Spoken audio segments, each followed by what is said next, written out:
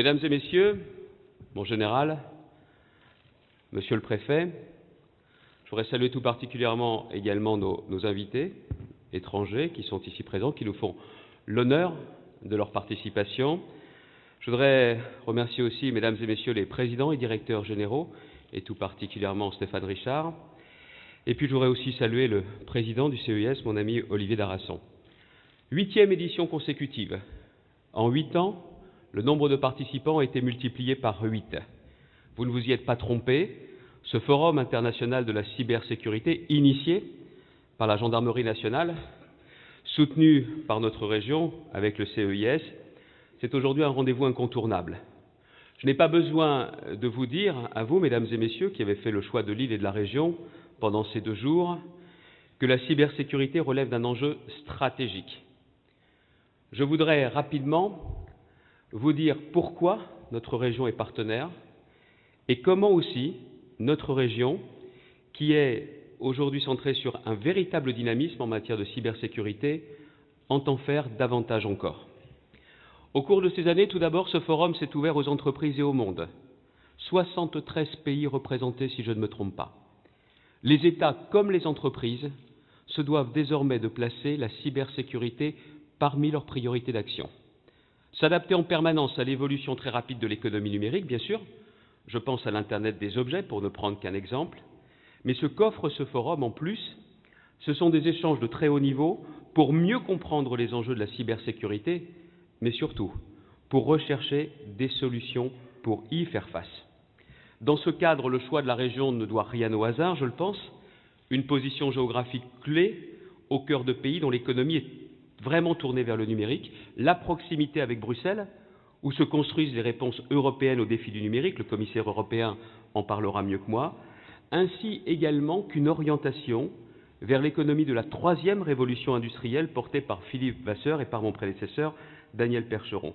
Tout ceci justifie votre choix, un choix que la région Nord-Pas-de-Calais-Picardie entend bien conforter dans les années à venir.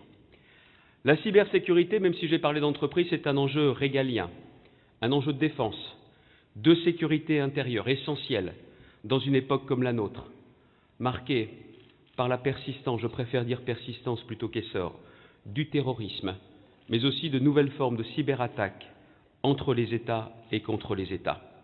Notre pays doit donc relever ce double défi, adapter notre arsenal juridique pour faire face à de nouvelles formes de criminalité, mais recourir aussi aux technologies de l'information et de la communication pour moderniser nos moyens d'investigation et de sécurité publique. À ce titre, je plaide depuis longtemps pour le regroupement au sein d'une même direction, niveau national, de l'ensemble des acteurs contribuant à l'innovation technique et scientifique et qui dépendent aujourd'hui de directions différentes. C'est dans ce cadre que de nouveaux programmes pourraient être développés pour moderniser nos services d'investigation, nouvelle génération de vidéoprotection, l'API pour le contrôle des véhicules, système de traitement du big data pour notamment déceler les signaux faibles, je sais que vous y êtes particulièrement attaché, mon général, et aussi concernant le maintien de l'ordre avec les drones et notamment les drones urbains. Dans le même ordre d'idées, nous devons mettre en commun les différents fichiers informatiques pour garantir plus d'efficacité aux services de police et de gendarmerie. À l'échelle européenne, dans le cadre de la lutte contre le terrorisme, je suis favorable depuis bien longtemps à ce que nous nous dotions de nouveaux outils comme le PNR pour tracer les données de ceux qui, bien évidemment, empruntent l'avion, mais je suis également favorable à la réflexion, à la mise en place d'un PNR du ferroviaire. Enfin, je suis convaincu que nous devons adapter notre arsenal juridique et technique à de nouvelles formes de criminalité, l'usurpation d'identité sur Internet, le piratage des données personnelles, l'atteinte à la propriété intellectuelle, notamment en augmentant vraiment les moyens de l'Agence nationale de sécurité des systèmes d'information et de la délégation à l'intelligence économique. Ai-je besoin de vous dire que l'espionnage industriel et les menaces pesant sur nos entreprises sont immenses? Certainement pas à vous. Il est donc nécessaire pour elles de se protéger, de protéger leurs relations entre elles et avec leurs clients, de créer un espace de confiance et de sécurité nécessaire à la croissance de leurs activités. Pour le prix Nobel d'économie Kenneth Arrow, la confiance est une institution invisible qui régit le développement économique. La confiance, cette institution invisible qui régit le développement économique, c'est l'un des facteurs clés de la croissance. Et donc, il nous appartient de trouver les solutions techniques pour renforcer cette belle institution qu'est la confiance. Nous avons pour cela la chance d'avoir en France, dans la région, des entreprises leaders dans le domaine de la sécurité informatique. Et je ne parle pas seulement des très grandes entreprises, mais aussi de PME innovantes, voire de start-up. C'est un secteur d'avenir dans lequel nous devons savoir investir. Et je le dis également, il ne s'agit pas que d'un sujet d'experts. Tous nos concitoyens sont concernés, dans leurs relations numériques avec les entreprises, avec l'administration aussi, et dans leur vie de tous les jours, de plus en plus exposés à l'utilisation non souhaitée des données personnelles, mais de cela vous pourrez débattre avec Madame la Présidente de la CNIL. La cybersécurité touche donc à la souveraineté des États, et il est temps de bâtir un véritable projet de souveraineté numérique au niveau national comme européen. Des rencontres comme celle-ci doivent y contribuer. La région Nord-Pas-de-Calais-Picardie est appelée à jouer un rôle important dans ce domaine. Tout d'abord, j'ai souhaité que la région se saisisse pleinement des questions de sécurité et y prenne toute sa part aux côtés de l'État, pas à la place, en plus. Je sais que ce ne sont pas des sujets normalement investis par des collectivités comme les conseils régionaux, mais si la sécurité est un défi dans ma région, c'est un défi pour le conseil régional. Sécurité dans les gares et dans les trains. Sécurité aux abords et dans les lycées comme des centres de formation. Sécurité aussi dans les zones frontières qui font hélas l'actualité, le long de notre frontière avec la Belgique, mais aussi à Calais où je me rendrai en fin de matinée. Nous ne pouvons pas être absents des politiques de sécurité qui concernent directement notre territoire, nos concitoyens, nos entreprises.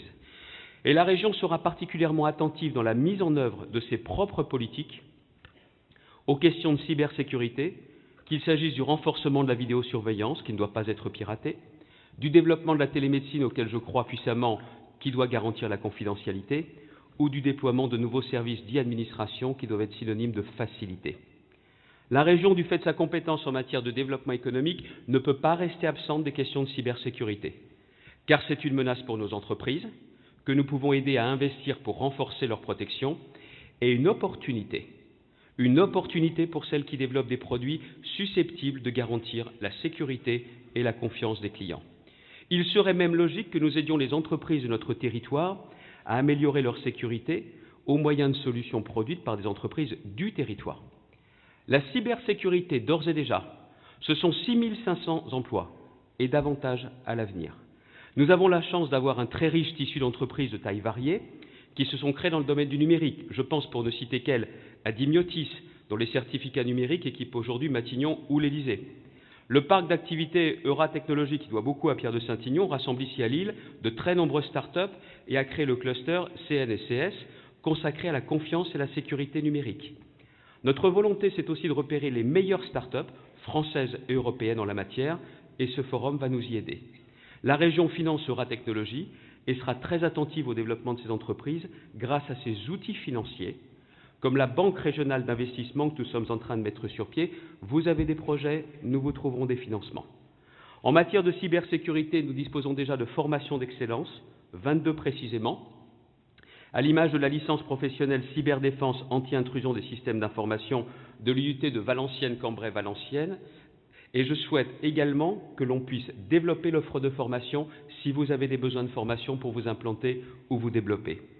Nous allons continuer à contribuer au rapprochement entre l'enseignement supérieur, la recherche et l'entreprise, au moyen de notre société d'accélération dans le transfert de la technologie, de la création de prêts en R&D pour les entreprises, et aussi, la région va mettre en place des prêts en R&D spécifiques afin de financer les prestations des laboratoires de recherche dans la région.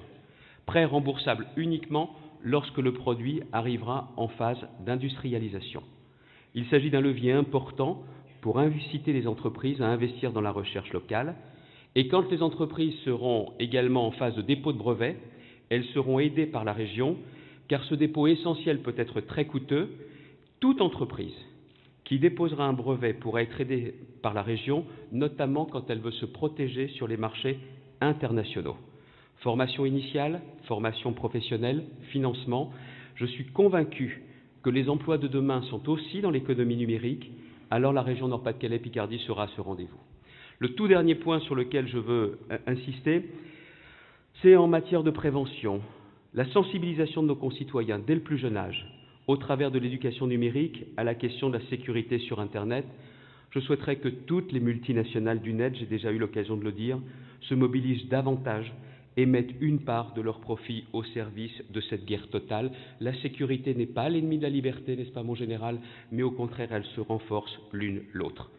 Aujourd'hui, il serait irresponsable de ne pas inclure les menaces dans l'espace numérique parmi les dangers qui guettent nos concitoyens dans leur vie quotidienne. À nous d'être précurseurs en la matière. Ce forum de 2016 n'est donc pas tout à fait comme les autres. Il se situe dans le contexte de l'état d'urgence que nous connaissons et qui nous impose de nous armer, ou peut-être de nous réarmer, pour faire face à de nombreuses menaces.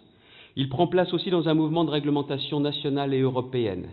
Le thème de l'édition 2016, Data Security and Privacy, rencontre l'actualité communautaire, avec la publication cette année du règlement européen sur la protection des personnels et la directive NIS. L'actualité française avec la mise en œuvre de la nouvelle stratégie nationale de cybersécurité et le projet de loi sur la République numérique. Vous aurez la chance de pouvoir échanger avec des représentants du gouvernement, avec des commissaires européens, avec bien évidemment des invités étrangers. Nous comptons donc sur vos échanges et sur vos travaux pour avancer collectivement sur de nouvelles solutions de cybersécurité, protégeant au mieux nos États, nos entreprises et nos citoyens, et la région Nord-Pas-de-Calais-Picardie entend bien se situer au premier plan dans ce nouveau défi.